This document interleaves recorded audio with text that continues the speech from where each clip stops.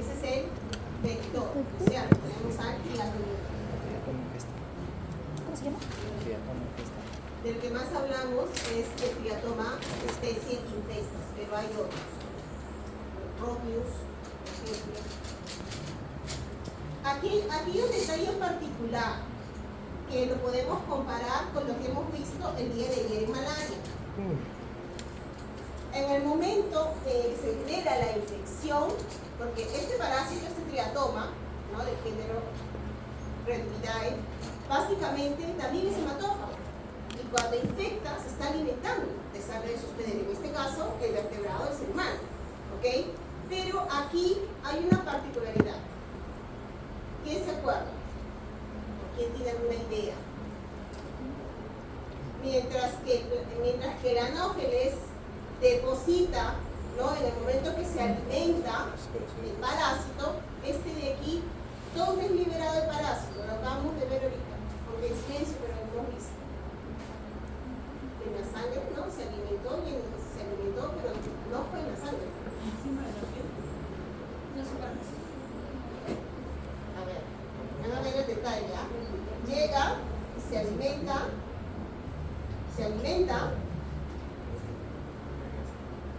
y después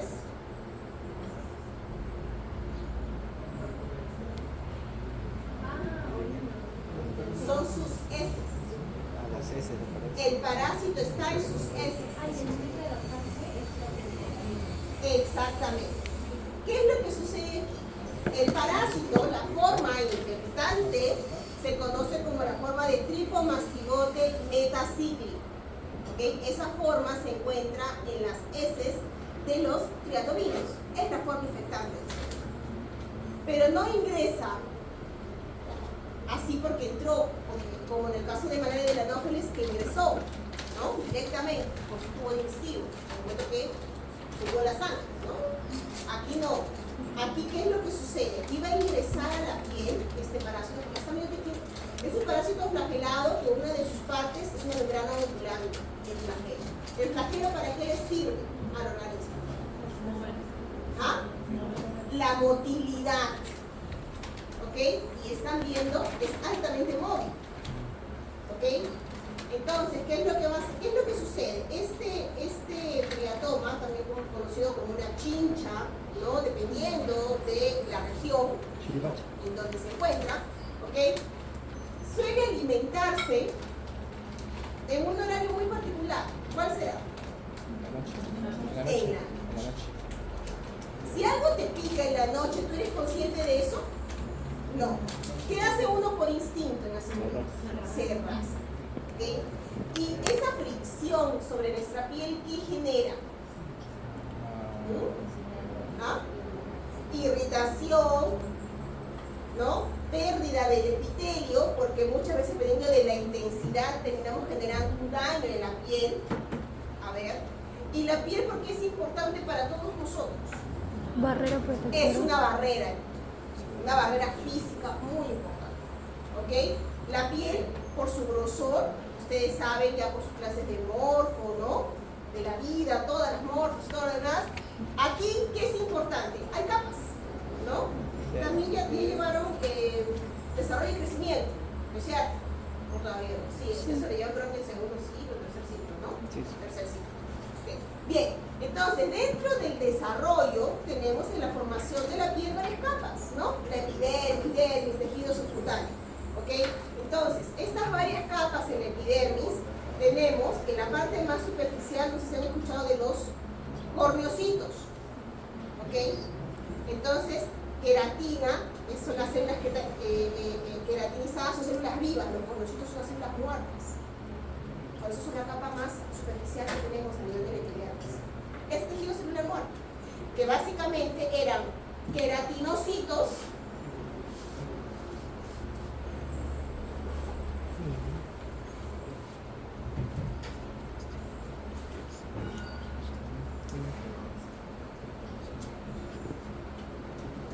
tenemos la parte del epidermis, ¿ok? Tenemos aquí, son los corneocitos, y aquí tenemos los queratinocitos, ¿no? Pero los queratinocitos son bien particulares. de aquí ya no tienen núcleo. Estos queratinocitos que se encuentran en varias capas con su núcleo, cuando hay la reestructuración, regeneración del epitelio, van subiendo, ¿ok? Con estos epidermis. ¿Ok? Entonces, esto de aquí llega hasta las partes más superficiales, se van achatando. Pierden el núcleo, son más pequeños de tamaño, pero son muy importantes porque es la primera capa que nos protege contra golpes, contra entradas, ¿no? Rayos de sol, ¿ok? Cambios de temperatura, frío, calor. ¿Ok? Lo primero que vemos está un poquito rojizo, ¿no es cierto? Es parte del proceso inflamatorio. ¿Ok? Entonces, esa es parte natural, innata nuestra, mecanismo de defensa natural. ¿Ok? Entonces, este grosor de esta primera capa de tejido muerto, junto con componentes de lípidos, ¿ok? Es el corneocito. El tamaño del grosor de esta capa de corneocito va a variar dependiendo de dónde está. Por ejemplo, aquí debe ser más gruesa porque es la parte más expuesta. ¿Okay? Las partes más internas que se suelen proteger son más delgadas. Es parte del mecanismo de defensa natural. Miren qué maravilloso es su estructura anatómica. ¿Okay? Entonces, ¿qué es lo que sucede? Cuando generamos ese movimiento de raspado, terminamos generando un daño y destruimos esta barrera. Lo ideal sería, me picó un triatoma que tiene tripo, no me raspo y no ingresaría, pero sí lo hacemos, ingresa. ¿Okay? Entonces, esto se desestructura permitiéndole la entrada a este parásito.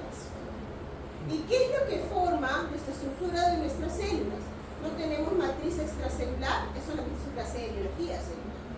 Fibronectina, colágeno, elastina. ¿Y qué es lo que tiene este parásito? Tiene glicoproteínas, que generalmente las conocemos como adhesinas, que se van a unir a esa matriz extracelular y forma parte de todo ese cuerpo. ¿Okay? Se adhiere a él después que le permitimos la entrada con esa lesión, porque alteramos. O sea, la piel como estructura intacta es nuestra mejor defensa. Una vez que hay una lesión, puede entrar cualquier patógeno. Bacterias, ¿no? Virus, ¿ok? Por eso que, por ejemplo, nosotros sabemos que tenemos una microbiota, pues no, en la piel. Pero cuando generamos esa lesión, esa microbiota puede entrar a partes más profundas y generar infecciones. Porque salió de la zona que era normal y entró. ¿Ok? Bien, entonces, eso es lo que va a hacer. Va a entrar. Y por su motilidad se le facilita mucho, pues, ¿no? Una gran movilidad, ¿no? Cuando el anfitrión avanza por inercia al sitio de la picadura, se transforma, ¿no? En el parásito que tenemos, ¿no? Nuestra matriz extracelular, y en un punto, por esa adhesión e invasión, ¿ok? Llega a vasos sanguíneos. Y aquí está lindo, maravilloso, ¿no? En los vasos sanguíneos. Este parásito, a diferencia del Plasmodium, no entra en hemácias. El Plasmodium que vimos ayer genera, ¿no? Una infección eritrocítica dentro de la hemácia. Requiere el contenido de la hemoglobina, transformando ese grupo de hemozoína que conocemos como alimento malárico. Este no. Este está fuera, pero está en el comportamiento. ¿Okay? Y así como vimos ayer en malaria, una de las características del proceso de infección en una fase aguda es hepatosplenomegalia. ¿Ok? Ese es lo que está. Recordemos que siempre órganos como el hígado, como el vaso, son los que filtran todo aquel patógeno, ¿ok? Que viene en sangre. ¿Ok? A diferencia de cuando tenemos patógenos que vienen en piel, ¿no? Otros tipos de infecciones, y los primeros que generan lo que aumenta de tamaño son los ganglios linfáticos, por eso tenemos las famosas adenopatías. ¿Ok? No sé si les quedó claro eso, ¿sí? Claro que sí, ustedes ya lo saben, ¿no? Eso también lo ven en mí cuando ven infecciones. ¿Ok? Entonces, porque son los órganos en donde se generan árboles. Y eso es lo que caracteriza parte de la clínica y lo que nos va a ayudar a ustedes a diagnosticar. ¿Ok?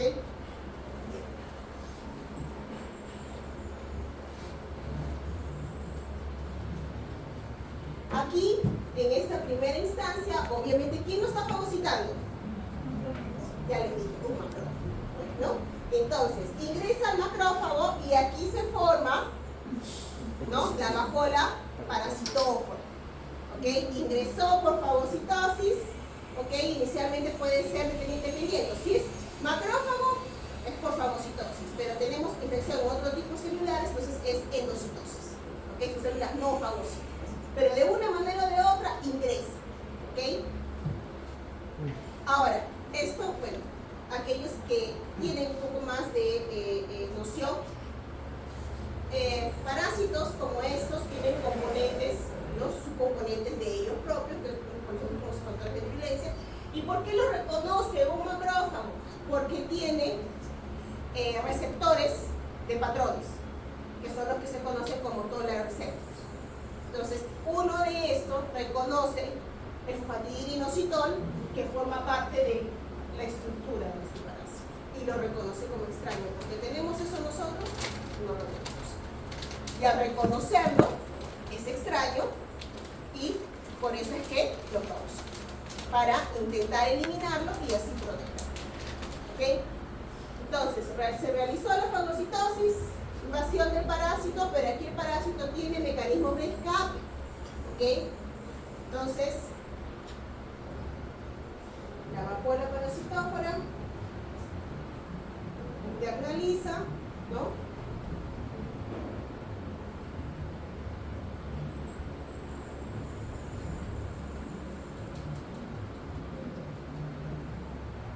Y aquí el parásito va a destruir esa vacuola, ¿ok? Y va a proliferar.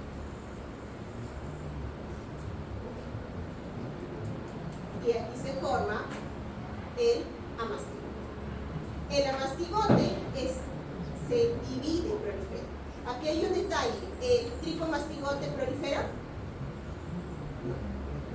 Quien prolifera es el amastigote dentro de las células. ¿Okay? Y aquí tenemos, miren, por fisión binaria. ¿Cuántas formas del parásito ya tenemos? O sea, si esta se divide y cuando están dentro de la célula llega un punto que por la carga parasitaria van a volver a salir. ¿Y qué es lo que hacen? Destruyen la célula. Esos de nuevo son los amastigotes, tricomastigotes, y salen de la célula. ¿Ok? Para la matriz extracelular, ¿ok? Y continuar el proceso infectivo. Por eso es que tenemos en los tejidos, ¿no?, en unas formas latentes a veces, en algunos casos, ¿ok?, por años, asintomática, esas formas de nidos de amastigotes. ¿Ok?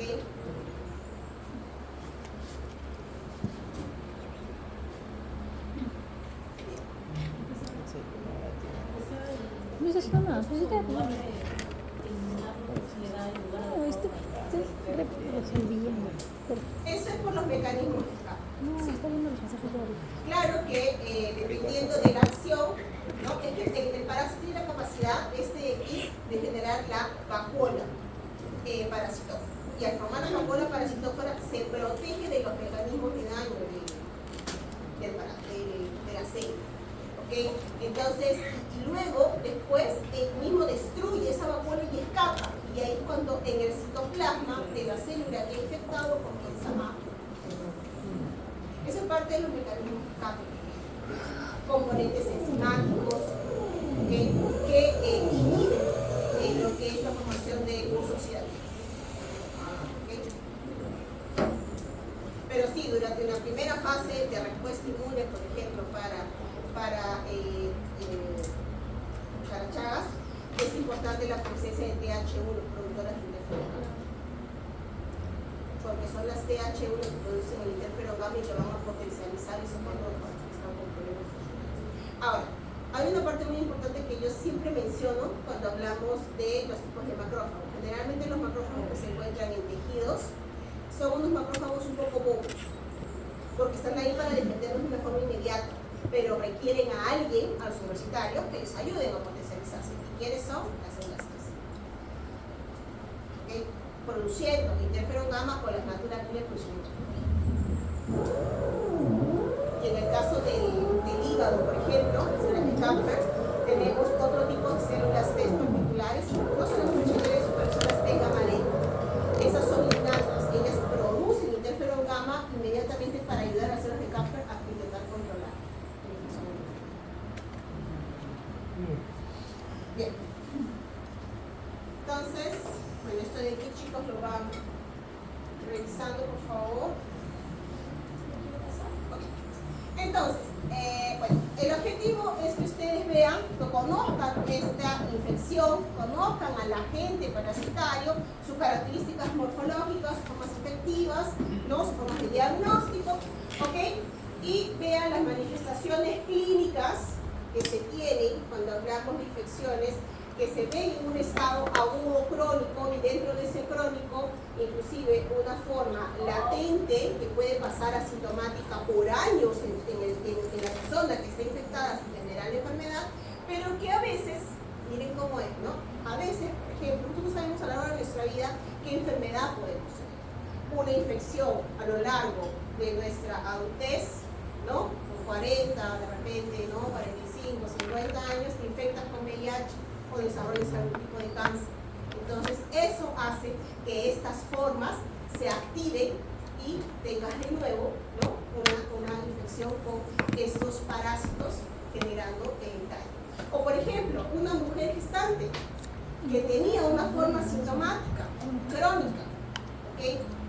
Queda embarazada y se reactivan estos parásitos y la forma crónica de una mujer gestante es la que genera la infección en los recientes. Mayores excesos. ¿Okay? Estando, ¿no? sin un embarazo, era asintomática, no tenía las lesiones, pero al quedar embarazada, ustedes saben que parte de las características de una gestación, ¿no? Ustedes me deben haber escuchado, leído por ahí, el sistema inmune baja, hay una tolerancia. Y eso es importantísimo porque a las mujeres les permite el crecimiento de su neonato. ¿Okay? Y eso es parte tan importante, ¿okay? Porque básicamente, eso no sé si ustedes ya lo habrán escuchado varias veces en genética, pues no, que ya llevaron los cursos de inmunología, lo que están llevando, lo van a volver a escuchar. Es importante porque justamente cada uno de nosotros, nuestros antígenos o nuestros genes vienen exclusivamente de nuestra mamá. No. Somos mitad, ¿no? 23 pares de cromosomas, mitad de papá, mitad de la mamá. Eso quiere decir que para nuestra mamá esa mitad paterna es propia o es extraña. Extraña. Es extraña. Entonces, lo que conocemos por definición del sistema inmune, porque ustedes hasta ahora están por semana 3, ¿no? Semana 3, semana 4, ya entraron en el sistema inmunológico. ¿Cuál es la función del sistema inmunológico? Función importante, básica. Defendernos de aquello que es extraño, aquello que reconoce como extraño, sea un agente patógeno, ¿ok? O sea un antígeno extraño desde la parte más básica como las células cancerígenas. Una vez nuestras células se transforman en células cancerígenas, ya no son nuestras, ya son extrañas. Por eso es que el sistema inmune se activa y la parte más básica reconoce un cáncer. ¿Okay? Eso es la última clase. ¿Okay? Pero ese principio también se parte para la gestación. En la gestación, al reconocer aquello que es extraño, ¿okay? Entonces para no haya rechazo, es decir, aborto, se modula la respuesta de la mamá y lo que va a haber es tolerancia. Por eso es que la mujer gestante es susceptible de infecciones. Siempre van a encontrar grupos de riesgo para todo mujer gestante. ¿Por qué? Porque lo que normalmente la protegía ya no la protege más, porque su cuerpo está más preocupado por permitir el crecimiento de su recién, de su neonato. Entonces, eso cambia. Por eso es que es más susceptible. ¿Okay? Por eso es que aquí, y en el caso de Trypanosoma crucis, así como malaria que discutimos, generan, ¿no? Durante el embarazo enfermedades congénitas. y a eso me viene. ¿Okay? Porque este parásito es capaz de atravesar barrera placentaria y forma parte de este grupo que yo les mencioné ya en clases pasadas, que pertenecen a la sigla TOCH. ¿Se acuerdan? Toxoplasmosis, citomegalovirus.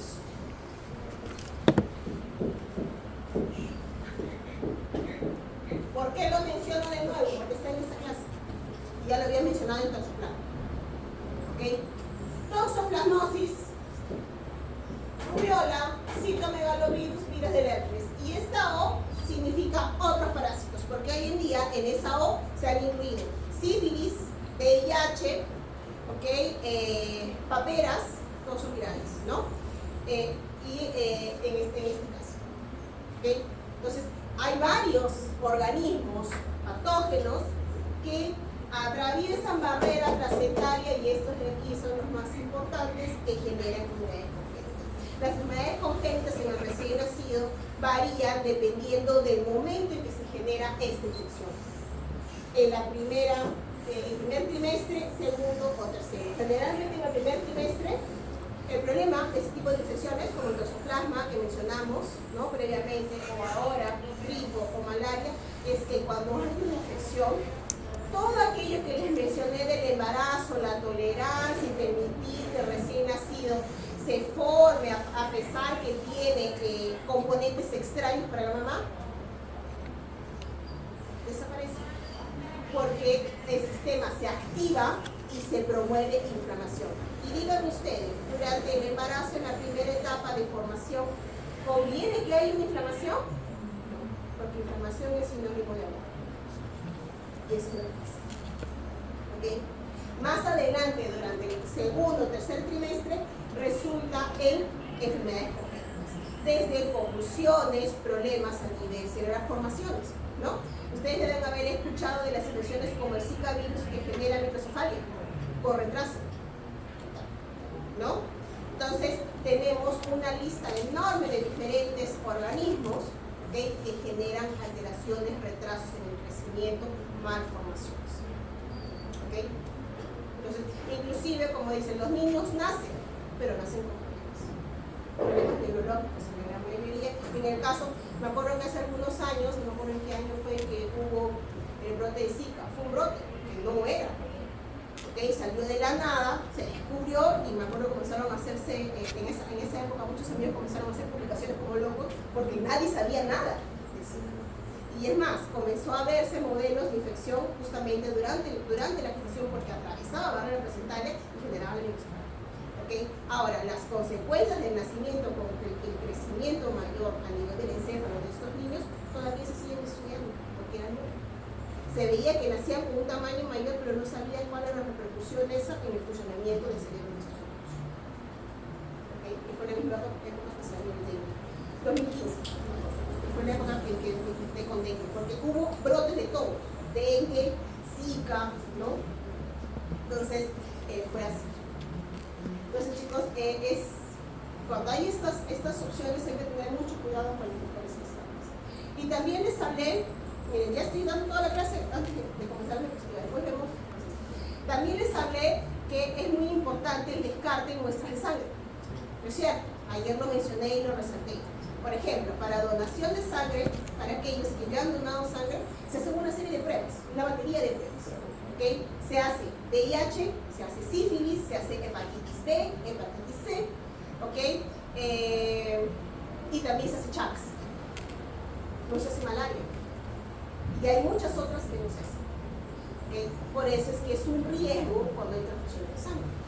Entonces, yo siempre aconsejo, para quien siempre dona sangre, es importante porque ellos siempre, esas cuestiones de pruebas que nos hacen, cuando donamos son gratis, pero ustedes tienen esos resultados en sus manos.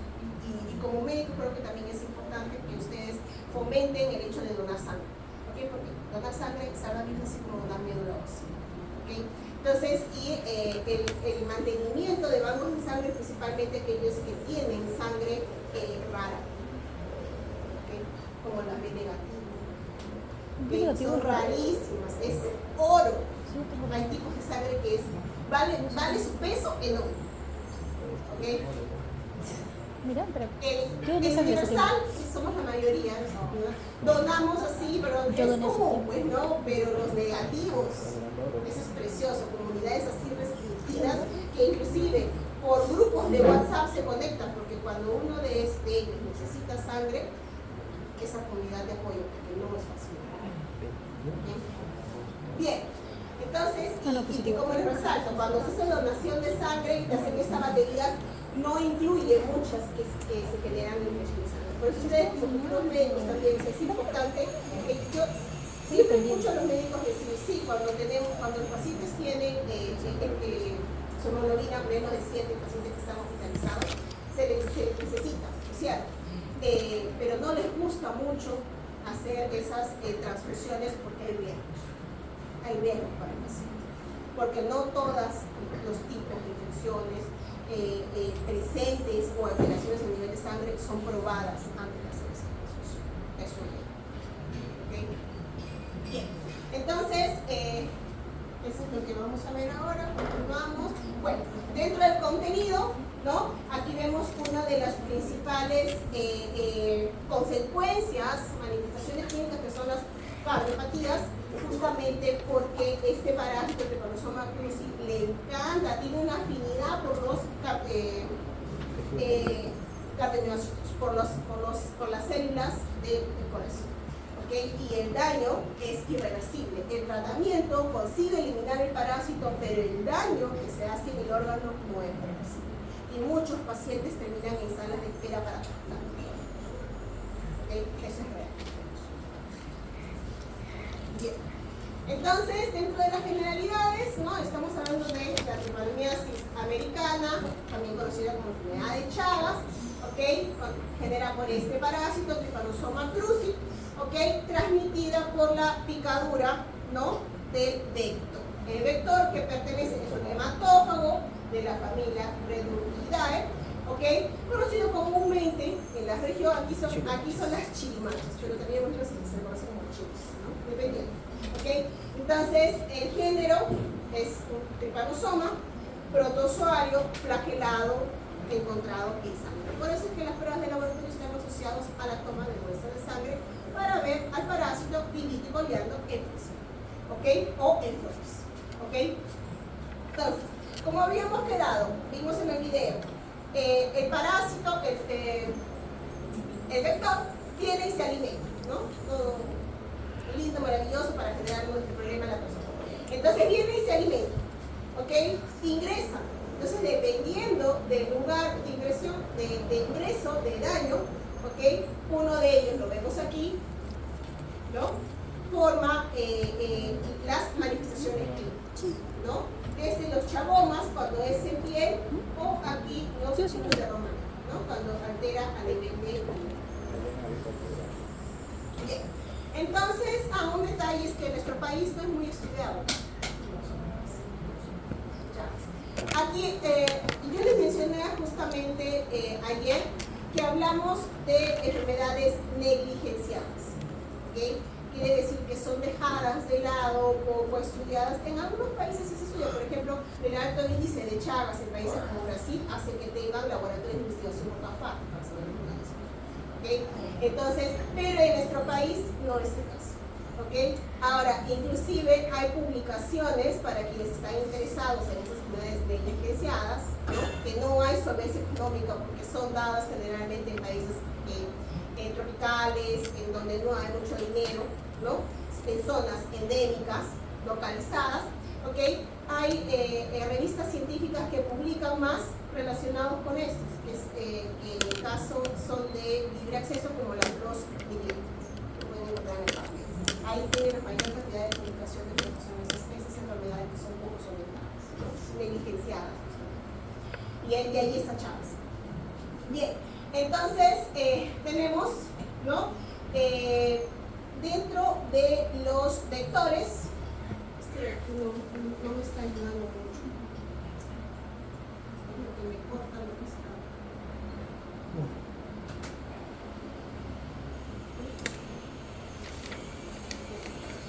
está. Entonces, tenemos 19 especies descritas, ¿ok?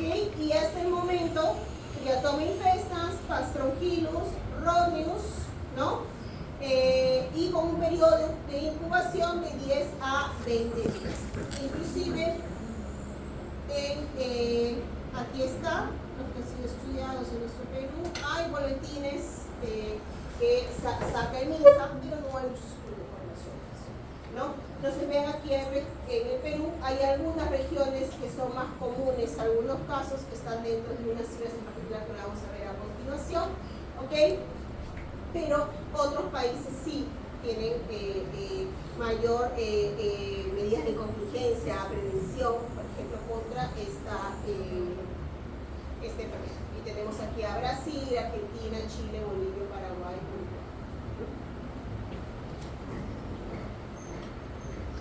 Entonces, en nuestro Perú, las zonas, ¿no? Los departamentos más afectados se encuentran dentro de este anagrama que es el TAN, que es Tacna, Arequipa, Moquegua, y son los que terminan teniendo la mayor incidencia de casos, ¿no? Y aquí tenemos, ¿no? Un reporte hasta el 2020, miren, para que vean que no hay mucho, ¿ok? Y tenemos, ¿no? La mayor incidencia de casos, justamente Tacna, Arequipa, ¿no? Moquegua, ¿no? Tampoco no son muchos casos, ¿ok? Y lo vemos aquí. Será el 2020. No, tampoco 2020 la mitad, ¿ah? Porque es la semana 26, tampoco no es todo el año 2020, ¿no? Entonces, tenemos aquí en defunciones en el 2015. Y esta es su clasificación, aquí lo podemos ver, es un parásito que tiene dos hospederos, el vector invertebrado y aquí en el hospedero vertebrado el celular. ¿Okay? Aquí inclusive lo ponen con los diferentes tipos de Trypanosoma, Cruzi, Crucei, y también lo comparan con la Leishmania, porque estos pertenecen todos al orden, ¿no? De los Trypanosoma, ¿ok? Y hay dos familias. Un detalle interesante que cuando hablamos de mecanismos de respuesta inmune son muy semejantes también. ¿Okay? Bien, en el cuadro de estadios evolutivos para Trypanosoma cruzi, ¿cuáles serían? A ver. No son los cuatro. Aquí hay uno que no pertenece a cruzi. No, a Trypanosoma, no pertenece a Trypanosoma. ¿La mastigó? No. El promastigote. Ese es de Leishmania. ¿Ok? Leishmania tiene promastigote y tiene amastigote. ¿Ok? En el caso de tripomastigote tenemos, ¿no? De Trypanosoma del tripomastigote, epimastigote y amastigote. ¿Ok? Y en el caso del Crucei no tiene de crucis. ¿Okay? Las diferencias aquí las podemos ver, por ejemplo, ¿no? En el caso del tripo y epimastigote se observa la presencia de la membrana ondulante y en el flagelo. En el amastigote el flagelo está internalizado, ¿okay? Porque esto se encuentra en los tejidos, en la forma de los tejidos dentro, ¿okay? Y aquí tenemos el cinetoporo en la región terminal, ¿okay? Y el núcleo central. En el caso del epimastigote, que es forma presente exclusivamente en el vector epimastigote, tenemos el cinetoporo junto al núcleo. ¿Okay? Y estas son las formas que se encuentran en los tejidos. En los tejidos hay los nidos de los amastigotes. Ok, entonces aquí vemos algunas características, ¿no? Las partes de estos parásitos de la forma epimastigote, ¿no? El núcleo, el cinetoporo, todo central, junto la membrana ondulante y el flagelo. Ok, características.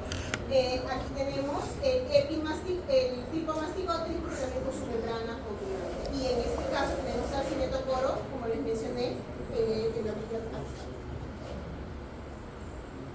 Aquí vemos que en el caso del tripomastigote, ¿no? Generalmente tiene una forma o de C, ¿no? O de S. ¿No?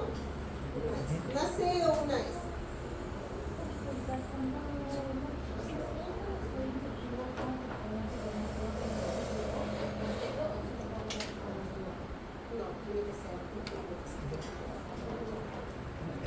Respecto al estadio diagnóstico, ¿vendría a ser lo que es amastigote y tripomastigote sanguíneo?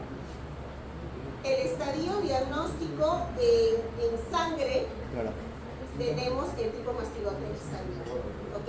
Ahora, el amastigote no es forma diagnóstico. Generalmente para encontrar el amastigote tienes que hacer corte histológico. Entonces solo sería el En tripomastigote. una biopsia, claro. Ajá, en una biopsia, una histopatología. Ok. ¿Ok? A tu pacientito que tú sospeches que tiene Chagas le vas a hacer un corte histológico, no, pero primero sacan de sangre. Lo menos invasivo. Muchas veces en laboratorio hacemos esas bromas porque sí, agarran y comentan, ya para el diagnóstico hay que hacerle toma de líquido cefalorraquídeo. Primero sácale sangre, primero hazle algo, pues de repente lo vas a poner en una familia donde se función lumbar, no se pase. Okay. Claro, generalmente esas pruebas, para llegar a esas pruebas tienes que tener una sospecha clara en base a otras evidencias.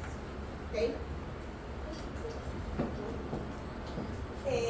Ok, entonces tenemos aquí, ojo, esta forma de tripomastigote no se replica, ¿ok? No tiene fisión binaria. Forma de fisión binaria, epimastigote en el vector, amastigote en el humano, ¿ok? Tripomastigote no se replica. Ok, entonces aquí está, tripomastigote sanguíneo en el huésped vertebrado, ¿no? Y tripomastigote metacíclico en el huésped intermedio. ¿Ok? Entonces, bueno, aquí vemos su estructura. Epimastigote exclusivamente ¿en quién? En el vector, tubo digestivo del vector. Son puntos claros. ¿Ok? Entonces, ¿cuál es su aspecto fusiforme? Inclusive forma de uso, ¿no? Como un ángulo, ¿no? De uso, con el que se corta el plástico. ¿Ok? Su membrana ondulante es más corta que la membrana ondulante presente en el tripomastigote que tiene mayor motilidad, ¿no? ¿Ok? Este sí se multiplica por fisión. El amastigote, ¿ok? Este es en un corte, ¿no? Esto es patológico, una división. Este es un nido de amastigote. Como lo vimos en el video, comienza a dividirse, ¿no es cierto?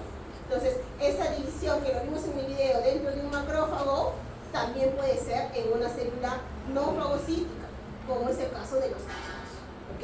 Generalmente músculo, ¿no?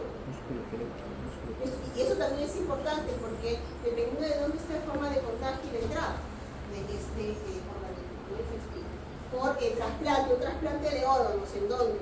No, de un paciente, por ejemplo, que tenía una infección crónica, o sea, no tenía la clínica, no tenía nada, a un paciente que está esperando ese trasplante y se le da el órgano trasplantado con nidos neumásticos, forma de contagio. ¿Ok?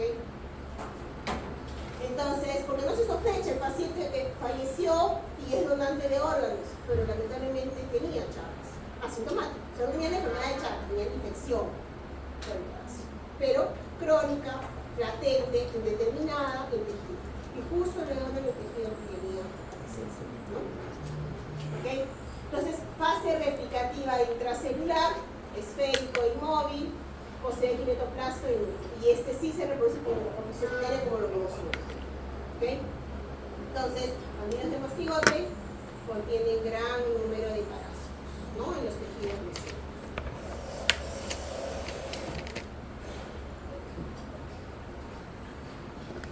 Ok, y aquí está justamente el mastigote, ¿no? Diferentes tejidos, aquí está. Estos son los nidos. puede encontrar músculo cardíaco, tejido digestivo, generalmente, y ahí tenemos la infección a nivel visceral, ¿no? En órganos huecos del aparato digesitivo, esófago. Bien, este es el ciclo, y aquí está lo que estábamos diciendo de la fase infectiva y fase de pues tenemos aquí a nuestro invertebrado, el diatomino, ¿ok? Y al vertebrado, ¿ok? Entonces, la forma en la que el diatomino se infecta, ¿ok? Y la forma diagnóstico, el tripomastigote sanguíneo, ¿ok? Entonces, esta parte de aquí es el ciclo que hay dentro del invertebrado, ¿ok? Para que este tripomastigote que ingresa a nivel del intestino se transforme, ¿ok? Llega a el tripomastigote metacílico en sus heces, que es la forma infectante del célula, ¿ok? Entonces, como vemos aquí, ¿no? Esferomastigote, epimastigote a nivel del intestino, epimastigote replicativo por fisión binaria y ahí metacílico, ¿ok? Tripomastigote. En el ser humano, como vimos, ingresa por las heces, se adhiere al tejido por sus factores de virulencia, ¿ok? Matriz extracelular, llega a la célula algo, ¿no? Tejido de epitelio o sangre, ¿ok? Y se mide, ¿ok? Entonces, como ya sabemos, tiene afinidad por parte del sistema digestivo y por corazón, ¿ok? Entonces, aquí cuando llegan las células huéspedes, ¿no? Ingresa, ya sea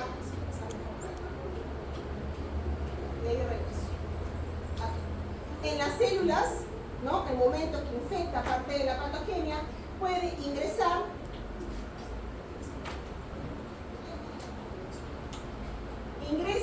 ya sea por polimerización de lactina, endocitosis, ¿ok? Aquí también favorecido por sus moléculas de adhesión, que es el fosfatidilinoxitol, ¿ok? Que es reconocido, ¿ok?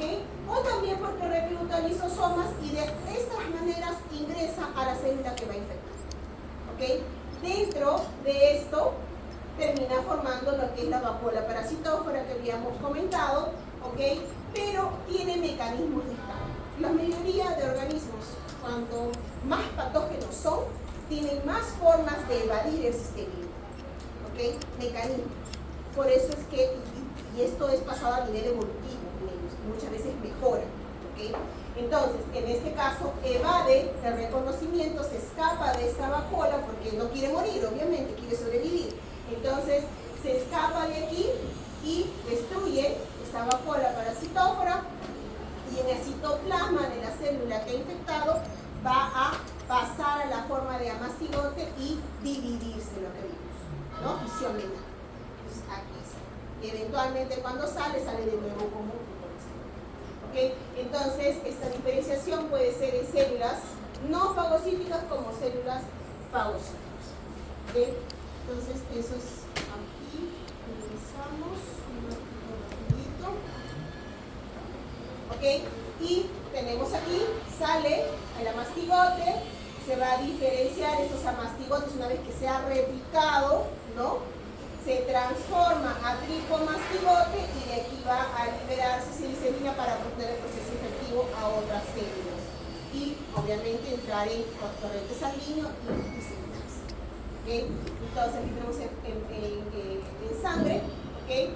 Entonces la forma infectiva, tripomastigote metacíclico, y forma diagnóstica, tripomastigote sanguíneo.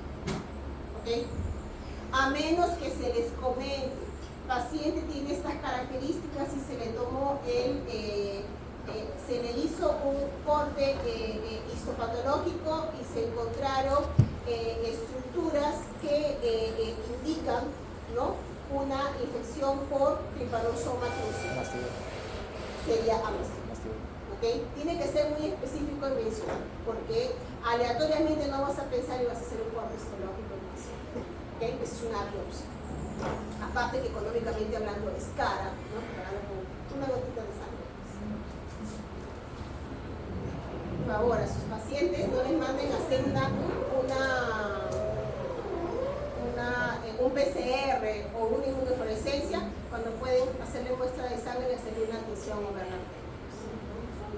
¿Okay? Pues tienen que pensar en la realidad de su pacientito. Llega con la justa, se quiere un diagnóstico y le manda las pruebas más reales. Ok, en laboratorio siempre de civilización. Lo primero que les encanta es mandarles a hacer los pacientes las pruebas más claras. Hay un montón de pruebas, pero tienen que verle con la situación real. Si con una prueba básica, económica, ustedes consiguen diagnosticar, es como que en realidad los puestos de salud, ¿no? Y el gobierno tampoco no va a invertir también en eso. Ok, entonces, mecanismos de transmisión. Utilizando el vector, ¿no? Y no vectorial. Entonces, la transmisión vectorial, 5 a 15 días, pero por no vectorial ya sabemos, si está en sangre puede ser por transfusión, ¿ok? Por eso es importante que se realicen estas pruebas, ¿no? De descarte como medida preventiva, trasplante de órganos, ¿ok? Y vertical, congénito, madre e hijo, mira, desde el mes 4 hasta el mes 9, generalmente como les mencioné. La mayoría de los casos es una infección crónica en la mamá que termina generando la congénita en la paciente. ¿Okay? ¿Ah? Oral también, ese es un detalle. Y después del parto variable, también por contacto con secreciones maternas, ¿no? Oral. Hace algunos años, ya tiene un tiempo, ¿ok? Fueron encontrados un aumento, un brote de casos de Trypanosoma cruzi en Brasil, ¿ok? Entonces, ¿qué era lo que se comía? Ahora, ¿por qué? Porque este triatomino bendito le encantaba quedarse dentro de la caña de azúcar. Y la caña de azúcar no se hace y se hace jugo. Están siendo consumidos. Por eso inclusive en Brasil comenzaron a salir carteles como los famosos memes, ¿no? Tome caña de azúcar, ¿no? Con parásitos ya incluidos, ¿no? Infección garantizada, decían, ¿no? Claro, ¿ok? Y se encontró que justamente era por la presencia de los parásitos o los animales en esas zonas, ¿no? Y como eso no se tenía ningún control, se hacían los jugos y la gente se estaba bebiendo los parásitos. ¿Okay? Presión oral de la nada, miren qué loco, ¿no? Mientras que se estaban cuidando de trasplantes, de exámenes de sangre, la persona se estaba tomando dentro del jugo. ¿Ok? Sí. También sonado allá en Brasil en esa época. Bien. Entonces, No, estoy haciendo nada más. no solamente la caña de azúcar, lo que fue sonado bastante la caña de azúcar, pero por ejemplo también en consumos de, el otro día estaba leyendo, azaí. Es una fruta bien dulce que se hace, que se come como con hielo, ¿no? Y se hace como cremoladas de azaí, es una delicia. Yo les recomiendo que prueben, pero sí, no somos cruces. Okay. Pero, ¿cómo se llama? Se encontró también presencia, ¿no? Pero es que, Ay, sí, las alas muy ricas. ¿ah? Sí, son bien dulcecitos. Sí. En el verano, eso como cremolada. Uf. Junto con tu agua de coco por ahí también, ¿no? Ok, entonces, las cosas más naturales, lo lógico que el azaí como fruta es altamente calórico, ¿ok? Pero helado, eso es muy típico. Allá en Brasil, en los puestos de frutas hacen cremoladas, todo eso, ¿no? Y lo que más sale en época de verano es el azaí. Por la tarde, noche, la gente va y come sus Acá también.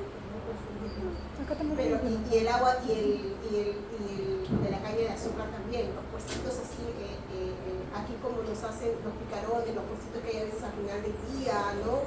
O todos los dulcecitos y el jugo de naranja, que es lo más común cuando te vas al mercado en los puestos, ¿no? Vendiendo jugo de naranja, ahí también es el azúcar. Bien, entonces aquí, vectores, tenemos a estos tres vectores que habíamos mencionado principalmente, ¿no? Las características dentro de ellos está relacionado a la presencia de las antenas en las probóscides, ¿no? En la base de la región articular, aquí el pastolus, aquí, está bien en la parte apical, ¿ok? Y aquí, ¿no? En la región antropeculiar. Bien, entonces dentro del ciclo de vida estamos hablando de un vector que pasa por varios estadios, ¿no? Y los estadios jóvenes son conocidos por el nombre de ninfas, Infesta. ¿ok? Ninfas, aquí estadio 1, 2, 3, 4, no, es el 4, 5 y el 6. ¿Ok? Hasta que llegues aquí, inclusive me dicen 5, pero hay otros estudios que dicen que es 6, ahí que llegas a la vida. ¿Ok? ¿Por qué es importante? Porque son estos estadios, justamente el estadio 3 y el estadio 4 de las ninfas, que ayudan en una prueba de diagnóstico, que es el seno diagnóstico. ¿Ok? Que vamos a ver más adelante. Y que en el laboratorio también lo vamos a ver todavía. Bien, entonces tenemos aquí, ¿no?, la distribución, triatomas, ronius y triatomas infestas. ¿Ok? En nuestro país, triatoma Toma infestas. infesta. ¿Ok?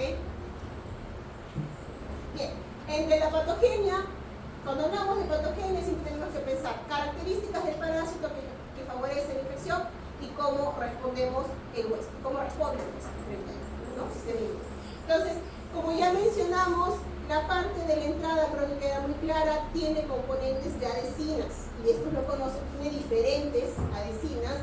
Algunas conocemos aquí como la glicoproteína 85, ¿ok? O las penetrinas, que básicamente, ¿no?, también tiene otros que van a darle esa afinidad de adhesión a la matriz extracelular. Entonces, la matriz extracelular que rellenan los espacios entre las células le sirve como la parte de entrada y que no hay nadie que lo toque. Entonces, tenemos aquí laminina, fluoresceína que se va a adherir. Y no solamente eso, sino que también tiene estos componentes enzimáticos. Saben que las enzimas catalizan, ¿no?, hidrolizan proteínas. Y la proteína que terminan hidrolizando, en esto es muy importante, es el colágeno y la fibronetina, o sea, la parte de la matriz extracelular. Y con esto le favorece su entrada, ¿no?, hasta las partes más profundas. ¿Ok? Llegando aquí, a invadir esto. Entonces, y tiene varios tipos de adhesivos, ¿no? Aquí hay varios con nombres diferentes. Componentes enzimáticos, aquí tienen estas proteínas, leucinas que le ayudan a la adherencia, ¿ok? Y tenemos aquí que uno de los mecanismos que genera, como parte del mecanismo de daño, promueve la salida de calcio. Cuando promueve la salida de calcio, le permite a ella la entrada, ¿ok? Por intercambio. Como con un intercambio fuerza su entrada a la célula, ¿ok? Facilitando el suceso. Entonces, y esto ya les expliqué, ¿no? Y bueno, básicamente vemos que tiene diferentes, ¿ok? Esas inositol, las glicoproteínas, ¿no?, las GPI, también todo eso favorece también el reconocimiento por el sistema inmune. Okay. Entonces, la enfermedad. Esta tiene el reverso presidente, ¿no? Ok. En la enfermedad vemos que está relacionado al mecanismo de entrada, ¿no?, de parásito. Adquirida y aquí congénita, ¿no?, y del inmunosuprimido, que puede ser activada a partir de una crónica, ¿no? Periodo agudo, chagoma de inoculación, ¿no?, cuando infecta cualquier parte de la piel, y el compromiso visceral. ¿Okay? En el crónico, indeterminado, porque puede estar latente por años, ¿no?, asintomático, o determinado cuando ya ves las manifestaciones clínicas, comienzas a ver las alteraciones, por ejemplo las cardiopatías o malformaciones viscerales, cuando tenemos la parte visceral, ¿no? Y de otra forma, cuando se disemina por el sistema nervioso o megatracto urinario. Bien, aquí vemos a lo largo del tiempo, para especificar un poco mejor lo que hemos mencionado antes. En la infección puede ser asintomática, ¿no?, 95% de los casos. ¿Okay? La clínica, vean, menos del 5%. ¿Okay? Ahora, en el periodo agudo hablamos de 1 a 4 meses, un periodo agudo, que se puede presentar la enfermedad, ¿okay?, con todas las manifestaciones. Ahora, en el crónico tenemos indeterminado latente meses, años, o determinado más de 10 años, y en este caso aquí tenemos las manifestaciones clínicas, las alteraciones. Por ejemplo, el paciente llega llega con problemas en el corazón y ahí recién es diagnosticado con una enfermedad de Chagas. Porque ya necesita trasplante, ¿no? Le tiene daño o alguna manifestación, ¿no? Ya. Entonces, aquí tenemos, ¿no? Subclínico clínico manifiesta, formas clínicas, malignas benignas o megasíndrome digestivo subclínico, ¿no? El tratamiento, todo tratamiento es para favorecer la curación del paciente, pero el daño en los órganos, eso no es reversible. ¿Okay? Entonces, el tratamiento es la parte. Aquí tenemos justamente esta lesión, el punto de entrada del parásito fue a nivel ocular, la conjuntiva. ¿Por qué? Porque lo primero que pica generalmente como estás durmiendo, así como los zancudos benditos, cuando los escuchas pasar por los oídos, es el rostro. ¿Okay? Entonces, y aquí signos de ropa, en las alteraciones. Y el chaboma, cuando es la televisión a través de la. Entonces, los síntomas más comunes, dolor de cabeza, síndrome febril, mialgia, cefalea cardíaca. Estas manifestaciones, ¿no? Se pueden tener en varios tipos de infecciones. Por eso es importante el diagnóstico diferencial. ¿Ok? Eso lo deben haber visto cuando han hecho esos casos clínicos, ¿no? Fase crónica, mira, fase aguda 7 a 84 días, fase crónica 10 años a 30 años. En el 70% de los casos, forma indeterminada asintomática. ¿Okay? Ahora, el resto de los casos, 30% presenta daño cardíaco o compromiso visceral. Generalmente estos órganos de naturaleza hueca, como el esófago y el colon. Por eso es mega síndrome digestivo, colon.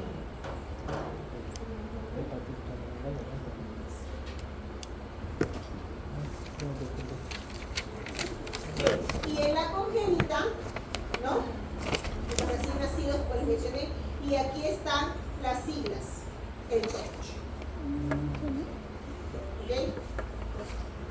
Ya saben ahora, por si también de repente se les pregunta para todos. ¿Okay? Bien, en las manifestaciones clínicas aquí están las cardiopatías, ¿no? Fase indeterminada sintomática, ¿no? Fase crónica, aparece habitualmente después de 10 años. Las manifestaciones, las colopatías chabásicas, crónicas, miocarditis, enfermedades cardíacas, cardiología.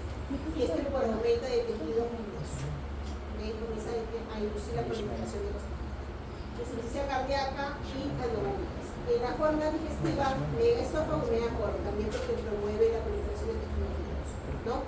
Y esto cómo se manifiesta, si hay alteración a nivel del aparato digestivo, problemas de desnutrición y aquí infecciones respiratorias, el sistema nervioso central. Eso también está asociado porque una vez que tenemos una infección a nivel de las mucosas, es fácilmente que hay una alteración a nivel digestivo.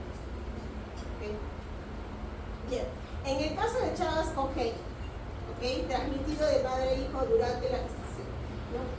La infección letal es más probable a partir del 5º mes de gestación.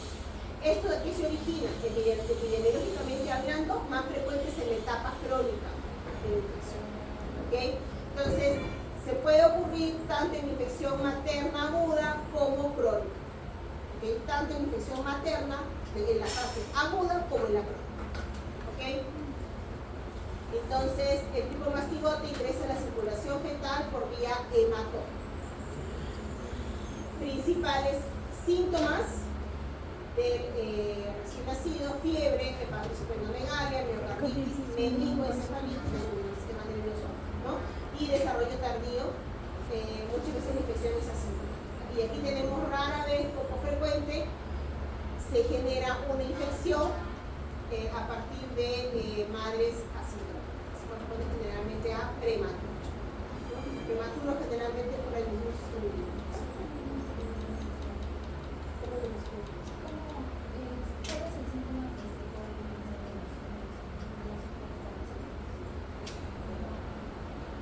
Bueno, generalmente cuando ves diagnóstico diferencial tienes que tomar también anamnesis, ¿no? Parte epidemiológica.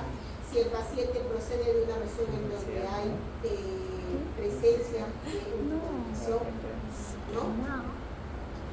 zonas endémicas, ha tenido viajes recientes, manifestaciones clínicas tienen, por ejemplo, adenopatías, cardiopatías,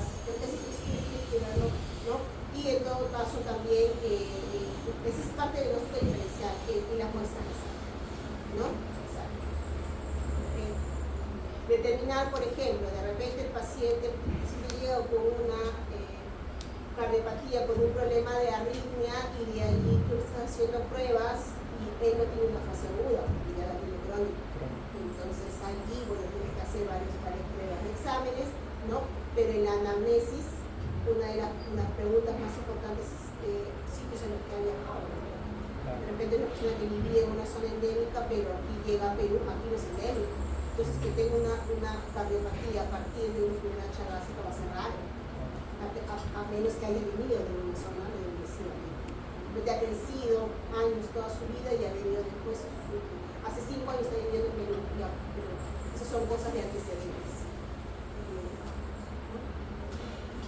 Ustedes siempre se les dice, ¿no?, que el 80% de los diagnósticos de sus pacientes es una buena historia. Y ojo, historia clínica, cuando el paciente llega por emergencia, en emergencia hace una histología. Después, cuando es derivado a medicina interna, ustedes tienen que de nuevo hacer la historia clínica. Esa es una parte que siempre se les menciona. ¿Por qué? Porque de repente en emergencia se pasó un detalle que es importante para ustedes ya en la historia. ¿Okay? Entonces, eso siempre los escucho a los médicos internistas mencionar, ¿no? Llega a rotación, porque los que en emergencia son trasladados a diferentes áreas, como el duelo.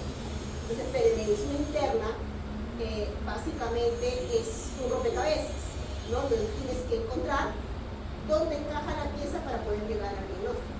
En emergencia, lo estabilizan y se te dan unas pruebas importantes iniciales que pueden decir, por ejemplo, una de las pruebas PCR, ¿no? Estoy hablando del PCR molecular, estoy hablando de la proteína C reactiva, que te indica que tu paciente tiene un problema inflamatorio. Tiene un problema inflamatorio, posiblemente algo infeccioso, pero no te dice cuál es el problema. Eso es, ¿no? ¿Okay? Entonces, yo siempre lo veo así como un rompecabezas, ¿no? Siempre. O sea, te vas encajando las piecitas hasta que no tiene sentido, ¿no? Porque no es una piecita con un rompecabezas de 5 piezas, es una rompecabezas de 200, 300 piezas. Entonces, ¿cómo ves todo eso?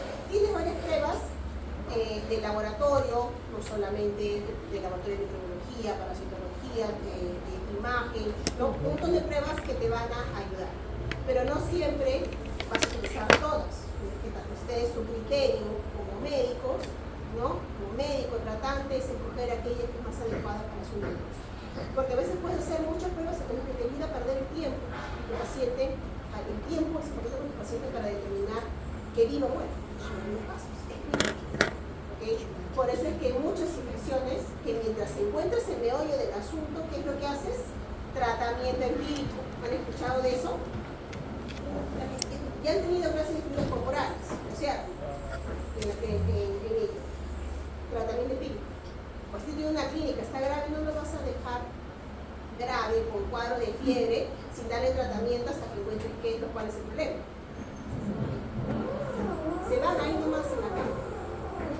¿Okay? Es tratamiento empírico, pero el tratamiento empírico, eso siempre lo reitero, el tratamiento empírico no es, le voy a dar esto, no. El tratamiento empírico es direccionado, tiene una base, ¿no? Ustedes ya tienen que tener una idea de por qué pueden estar guiando para hacer un tratamiento empírico adecuado. Ya está direccionado. Ustedes vas a hacer un tratamiento así, ¿no? Que por ahí cambia un poquito, entre dos caminos es otra historia. ¿Okay? Por eso es que cuando en la primera clase que les mencioné, ¿no? Generalmente hay algunas situaciones por parásitos que se piensa en un parásito como última instancia. Primero piensas en otras situaciones, vas tratando todo, sí. pero ese tiempo puede reflejarse en el conocimiento. Sí. Sí, tomando foto. Como por eso la anamnesis, la historia clínica, la, Aquí hay algunas como se dice, la parte, las minucias, ¿no? Esos detalles. Ok, cuídate. ¿Ok? Bien, entonces, Voy a mandarle la comida. el diagnóstico, Totales. examen microscópico directo de sangre fresca, ¿ok? Gota gruesa, método de centrifugación de sangre fresca, ese método de Struth, básicamente se centrifuga y como es sangre sin coagulante, sin anticoagulante, se fomenta que se coagule. ¿Por qué? Porque el parásito tiende a migrar al coágulo.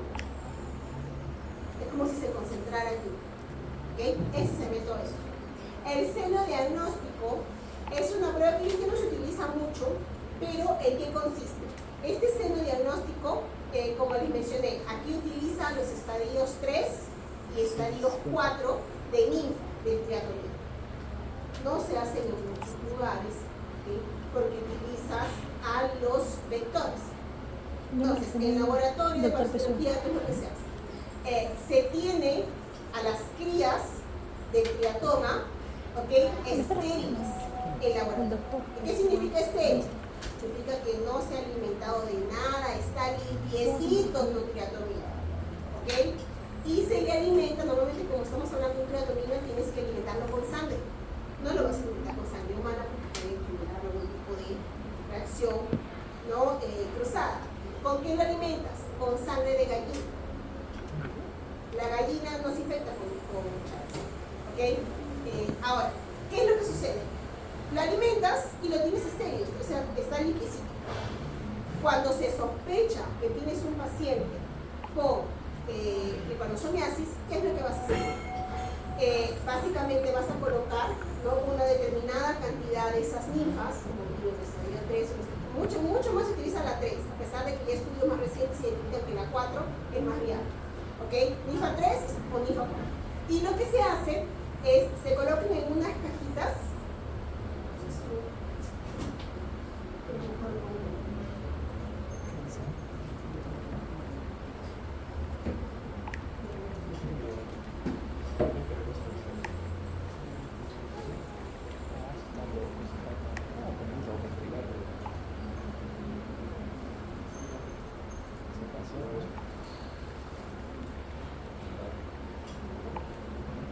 Todo por escribir. Todo por escribir. Todo. ¿Las 6? Sí, mira. Me dice el doctor que todo es para escribir. Si hay algún cambio de salud. El doctor dice. ¿Quién también lo hace? ¿El coordinador? ¿Quién es el coordinador? No, el doctor ha hablado con el coordinador. Ya bueno chicos, aquí miren, esta figurita de acá. Y esta es la que yo tengo por ahí.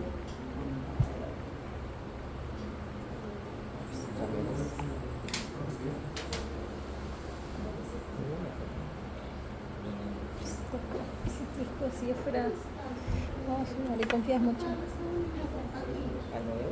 Ok, entonces aquí están las ninfas. Ok, en una cajita hueca se separan determinadas cantidades de ninfas. Ok, y se colocan como una mallita sostenida, ¿no? por una liga, una cosa así, y se rotula, ¿no? Entonces, se le va a colocar directamente al paciente. Y se deja más o menos unos 20 a 30 minutos con el paciente, chupándole sus sangrecillas. ¿Ok? Entonces, aquí, ¿no? Después se deja esos 20 a 30 minutos hasta que básicamente se ve a las ninfas ya gorditas, es decir, que se alimentaron, y se les separa. Y se lleva al laboratorio y se deja unos 30 días, más o menos. 30 días de espera. No es rápido, demora, ¿no? Entonces 30 días, ¿y qué es lo que se hace? Se evalúa las heces de las ninfas.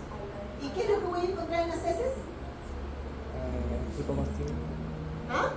¿El tripomastigote son? Metaciclo. Metaciclo. Esa es la forma que se diagnostica a partir del seno diagnóstico. ¿Okay? Si no se encuentra el tripomastigote metacíclico, no queda por ahí. Se deja más o menos unos 30 días más, unos 60 días en total, y se tritura al triatomino para ver si se encuentra a nivel de su intestino. ¿Y qué sería lo que se encuentra en el intestino? Los epi. Epimastigos. ¿Ok? Ay, me voy a enviar a mi mamá. Ah, Un poquito más complejo, ¿no? Me voy a Más cositas. ¿Ok?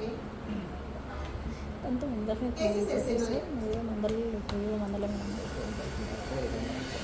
Obviamente ese tipo de pruebas no se hace en cualquier lugar. No vas a ir a cualquier laboratorio a solicitar ese tipo de pruebas. demora mucho. ¿Ah? Demora mucho. ¿No? Demora mucho, el tiempo es muy largo. Son laboratorios especializados. Ok. Entonces, ok, estaba aquí, serodiagnóstico y bueno, PCR. Es cierto. Ok, el diagnóstico parasitológico indirecto, esto todo es directo. Ustedes saben que en laboratorio tenemos pruebas directas y pruebas indirectas. ¿Cuál es la diferencia? ¿Qué me dice el directo y qué me dice el indirecto? En el directo, ¿qué voy a ver? Al parásito.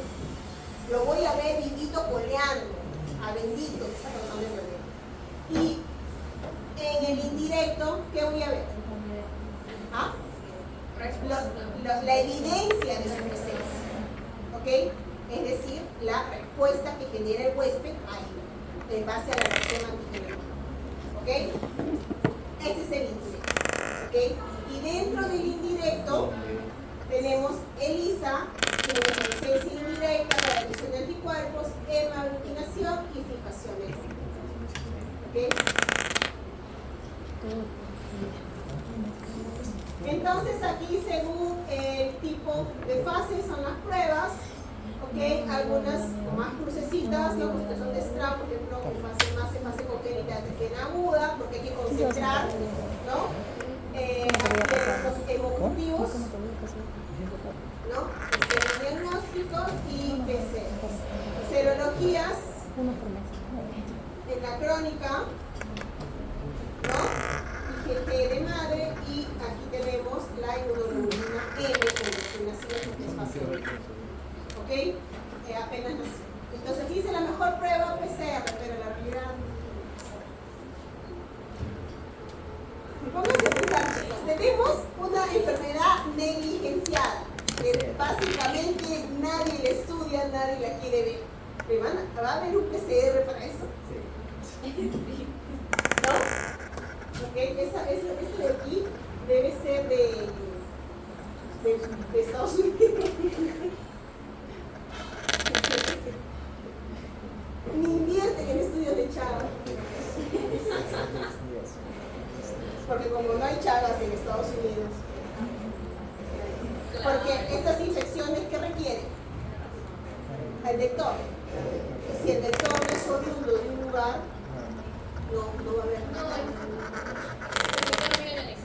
¿Ah? Que no vayan al examen, estamos en Estados Unidos. Ok, en la actualidad las drogas, tenemos el diflutimos y el bestimidazol, ¿no? Entonces, aquí esos tratamientos buscan la cura para prevenir el desarrollo de la fase crónica y con ellos las complicaciones como la situación de nivel cardíaca, ¿no? ¿Okay? Entonces, todos los casos de fase aguda, infección congénita, ¿no? Pacientes menores de 18 años, entera clínica. Aquí cuando hay fase crónica con reactivación, ¿en quiénes? Inmunosupresión.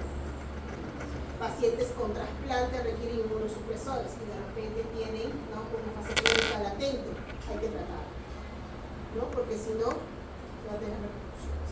¿Ok? O un paciente con cáncer en desarrollo, ¿no? O un paciente con VIH, que son infecciones que se pueden tener a lo largo de la vida de una persona y que no se contaba con los infectores. ¿Okay? Entonces, exposición accidental a material contenido por más es en laboratorio. ¿No? En laboratorio, cuando trabajamos con T-Cruci, hay que tener mucho cuidado, porque inclusive cuando se centrifugan muestras con T-Cruci, en la centrífuga, ustedes saben que por la presión se termina destruyendo las células, ¿no? Para tener justamente la presencia de los componentes del parásito. Entonces, este parásito genera aerosoles, y por aerosoles puede haber contaminación ambiental. Entonces, justamente cuando trabajamos en laboratorio con T-Cruci, ¿qué es lo que hacemos? Ponemos esos papeles centrifugando T-Cruci. ¿Ok? la persona sabe que no puede simplemente ir a la centrífuga, interrumpir y abrir eso. ¿Por qué? Porque esos aerosoles, cuando trabajamos con Declusive, trabajamos con protector facial, porque pueden y después hay que tomar profilácticos. Y estos profilácticos aquí, ¿no? Son una bomba para el hígado, una bomba. Hay personas que son alérgicas. Tengo algunos amigos que hubo accidentes con sangre con Declusive. Entonces cuando tienes esos accidentes, así no estés infectado, profilaxis, ¿ok? Y a una amiga le dio una reacción alérgica. Todo así. Todo su ojo, todo se transformó en o sea, más daño le dio el tratamiento que la infección. Tuvo que interrumpir el tratamiento. ¿Okay? Y por ejemplo, a otro amigo que también tuvo que tomar, se puso amarillo, se puso histérico. No, es que es una bomba para el hígado. ¿Okay? Generalmente tratas tratamientos profilácticos con estos, no puedes comer comidas grasosas, haz ciertos cuidados. Comidas grasosas, no puedes beber alcohol, porque si bebes alcohol es histérico, esplenomegalia, todo, ¿no? Sí, tienes como si tuvieras una hepatitis. ¿Ok? Entonces, ustedes saben que todos los medicamentos en general tienen acción nefrotóxica, ¿no? No tienen nefrotóxica. Entonces, o también algunos por los rash cutáneos, a veces son por medicamentos. Bien, entonces el metronidazol no son las dosis, de tanto de uno como de otro. Y la prevención en zonas en donde se sabe la presencia de este vector, control, ¿no? La fumigación de lo mismo que malaria, ¿okay? Uso de pinturas con insecticidas, sistema de diagnóstico en bancos de sangre. Por eso que les dije que después del banco de sangre se hace el cambio. ¿Okay? Chagas, sífilis, VIH, ¿no? Pero lamentablemente nosotros no sé cuántas infecciones que pueden haber. ¿Okay? En la prevención primaria, detección de Declusive en las mujeres en edad fértil. ¿Para qué? Para prevenir enfermedades congénitas. ¿Okay? Esto de aquí sería básicamente lo ideal. La mujer está buscando quedar embarazada, hacerse un descarte de que no tiene estas enfermedades que están formando parte del TOC. Generalmente hay un descarte de enfermedades de TOC en las futuras mamás. Entonces, cuando hay planeamiento, en nuestro país se planea tener hijos, no, simplemente sucede, ¿no? Milagro, toma esa pizza. Sucedió. En tus zapatillas está mi niño.